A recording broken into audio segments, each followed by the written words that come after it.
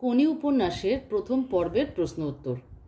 মোট 4টে প্রশ্ন নিয়ে এসেছি, যেগুলো গুরুত্বপূর্ণ, সুতরাং মন দিয়ে শুনবে। আর যারা এখনো পর্যন্ত আমার চ্যানেলটিকে সাবস্ক্রাইব করোনি তারা অবশ্যই সাবস্ক্রাইব করে চ্যানেলটির পাশে থেকো এবং সমস্ত রকম ইনফরমেশন পেতে থাকো। তাহলে প্রথম প্রশ্নটা কি? দেখো, আজ বারুণী, গঙ্গায় কাঁচা আমের ছড়াছড়ি। বারুণী কি? এটা খুব গুরুত্বপূর্ণ একটা প্রশ্ন, উপন্যাসের প্রথম লাইন।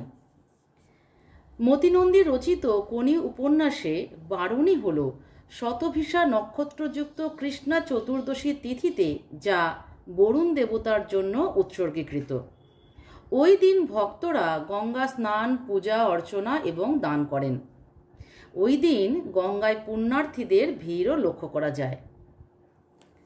2 নম্বর প্রশ্ন, গঙ্গায় কাঁচা আমের ছড়াছড়ি কেন? গঙ্গায় কাঁচা আমের ছড়াছড়ি হওয়ার কারণ, বারুণী ব্রতের নিয়ম অনুযায়ী কোনো পুণ্যার্থী ব্যক্তি মাথায় আম নিয়ে গঙ্গায় ডুব দিয়ে আমটা জলে ফেলে দেন এবং তারপরই তিনি ওই বছরে আম গ্রহণ করতে পারবেন, তার আগে নয়। অসংখ্য পুণ্যার্থী বারুণী ব্রত পালনে গঙ্গার ঘাটে স্নান করতে আসে, তাই অসংখ্য আমের ছড়াছড়িও লক্ষ্য করা যায় গঙ্গায়। আম দেখলে কেন কাদের মধ্যে হুড়োহুড়ি পড়ে যায়? আম দেখলে ছোট ছোট ছেলেদের মধ্যে ভিড় লক্ষ্য করা যায় এবং হুড়োহুড়িও পড়ে যায়। তারা দলে দলে জলের মধ্যে অপেক্ষা করে, কেউ বা গঙ্গা জলে ভেসে থাকে, আবার কেউ কোমর জলে দাঁড়িয়েও অপেক্ষা করে। পুণ্যার্থীরা আম ফেললেই হুড়োহুড়ি পড়ে যায় জলের মধ্যে। চিৎকার করতে করতে ছেলেরা এগিয়ে যায় কে কার আগে আমটি সংগ্রহ করতে পারবে এবং কাড়াকাড়ি করে আম কেড়ে নেওয়ার জন্য। 4 নম্বর দেখো, বারুণীতে গঙ্গার ঘাটে কাদের ভিড় বেশি হয়? বারুণীতে গঙ্গার ঘাটে বয়স্কদের ভিড় বেশি হয়, কারণ তারা পুণ্যার্থী এবং বারুণী ব্রতের নিয়ম অনুযায়ী তারা গঙ্গায় আসেন গঙ্গা স্নান করতে এবং আম গঙ্গাকে উৎসর্গ করতে। এবার 2 নম্বর প্রশ্নে চলে এলাম। দলাই মলাই করাতে করাতে বিরক্ত মুখে গঙ্গার দিকে তাকিয়ে, এখানে কার কথা বলা হয়েছে? মতিনন্দী রচিত কোনি উপন্যাসে বিষ্ণুচরণ ধরের কথা বলা হয়েছে এখানে। পাড়ায় তিনি বেশটাদা নামে পরিচিত। আইএ পাস, অত্যন্ত বনেদি বংশের লোক। কলকাতায় 7খানা বাড়ি আছে, বড় বাজারে ঝাড়ল মশলার ব্যবসাও আছে, আর সর্বোপরি 3.5 মণ ওজনের একটি দেহের মালিক তিনি। দ্বিতীয় প্রশ্ন দেখো, দলাই মলাই কি? দলাই মলাই অর্থাৎ মালিশ নানা কারণে দলাই মলাই করা হয়ে থাকে।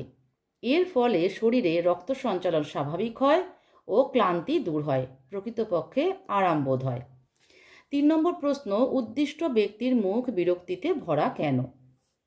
উদ্দিষ্ট ব্যক্তি অর্থাৎ বিষ্ণুচরণ ধরের মুখ বিরক্তিতে ভরা কারণ 15 হাত দূরের একটি লোক। লোকটির পরনে সাদা লুঙ্গি, গেরুয়া রঙের পাঞ্জাবি, কাঁধে রঙিন ঝোলা। বিষ্ণুচরণের দিকে লোকটি বারবার তাকাচ্ছে আর মাঝে মাঝে মুচকি মুচকি হাসছে।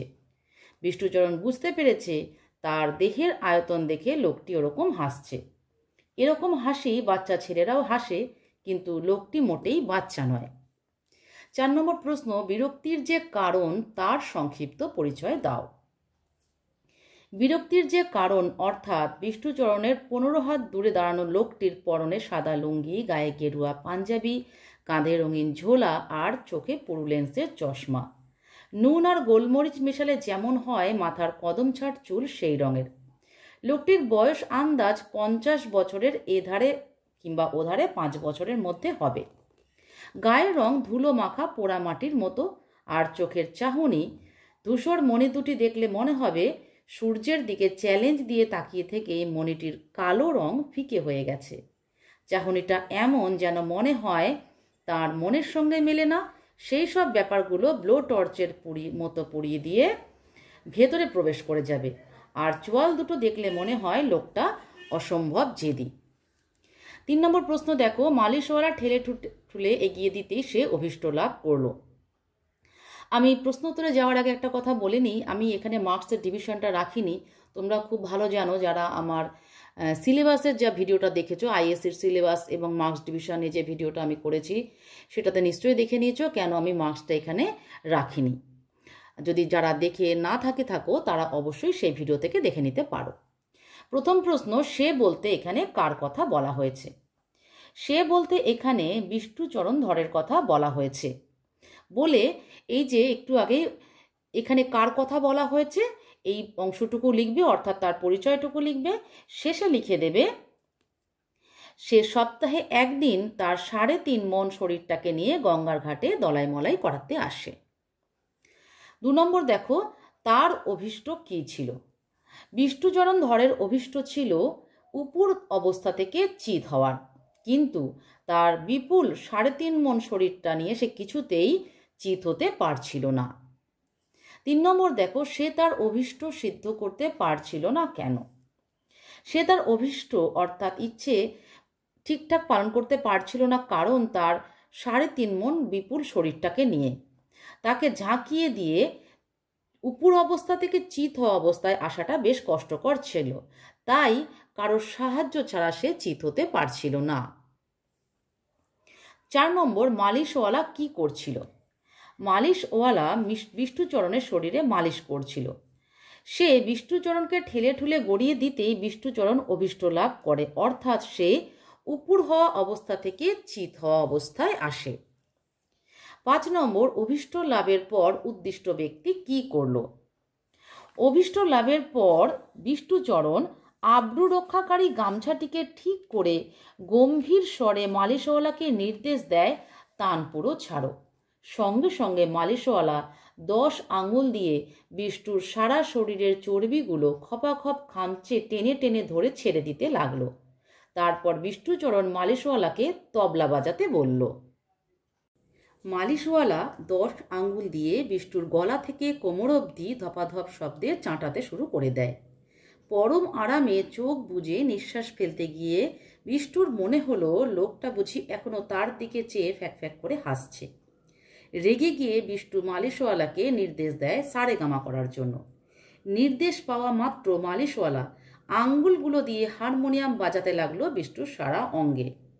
আঙ্গুলগুলোর কিলবিলিতে সুরসুরি লাগছিল বিষ্ণুচরণের। তার চর্বিযুক্ত শরীরটা থলথল করে কেঁপে উঠতেই বিষ্ণুচরণ খুক খুক করে হাসির শব্দ শুনতে পেল। 4 নম্বর প্রশ্ন দেখো, কিরকম ডায়েটিং? বক্তা কে, কাকে কথাটি বলেছে? মতিনন্দী রচিত কোনি উপন্যাসে বক্তা সাদা লুঙ্গি পরিহিত, গায়ে গেরুয়া পাঞ্জাবি ও কাঁধে রঙিন ঝোলাওয়ালা একটি লোক, তার নাম ক্ষিতিশ সিংহ। তার চোখে পুরু লেন্সের চশমা। বলে তার যে পরিচয়টা আমি একটু আগেই বলে দিলাম যে বিরক্তির যে কারণ তার সংক্ষিপ্ত পরিচয় দাও, এই অংশটুকু লিখে দিতে হবে, অর্থাৎ বক্তাকে। কথাটি কাকে বলেছে? কথাটি সে বিষ্ণুচরণ ধরকে বলেছে। 2 নম্বর দেখো, ডায়েটিং শব্দের অর্থ কি বা ডায়েটিং কথাটির অর্থ কি? ডায়েটিং শব্দের অর্থ পরিমিত খাদ্য গ্রহণ, অর্থাৎ অভিজ্ঞ ব্যক্তির পরামর্শ মতো সঠিক সময়ে সঠিক খাদ্য গ্রহণ। 3 নম্বর দেখো, ডায়েটিং করা ব্যক্তির চেহারার বর্ণনা দাও। ডায়েটিং করা ব্যক্তির নাম বিষ্ণুচরণ ধর। তার চেহারা বিশাল, ওজন প্রায় 3.5 মণ। দেখতে ক্ষিতীশচন্দ্রের দৃষ্টিতে একটি জলহস্তি বা হাতির মতন। সারা শরীরে চর্বি থলথল করছে, বয়স প্রায় 40, বিশাল ভুঁড়ি, উপর হয়ে শুলে আর চিৎ হওয়ার ক্ষমতা তার থাকে না। কারোর সাহায্যে তাকে চিৎ হতে হয়। এক কথায় তাকে গন্ধমাদন পর্বতের সঙ্গে তুলনা করা চলে। এবার দেখো তার ডায়েটিংয়ের বর্ণনা দাও। ডায়েটিং করা ব্যক্তি অর্থাৎ বিষ্ণুচরণ ধর তার ডায়েটিংয়ের চার্টটি ক্ষিতিশ সিংহকে বলতে শুরু করে। সে আগে রোজ 8 কিলো ক্ষীর খেত, এখন 300 গ্রাম খায়। জলখাবারে 20টা লুচি খেত, এখন 15টা খায়। ভাত মেপে 250 গ্রাম চালের, আর রাত্রে রুটি খায় মাত্র 12টা।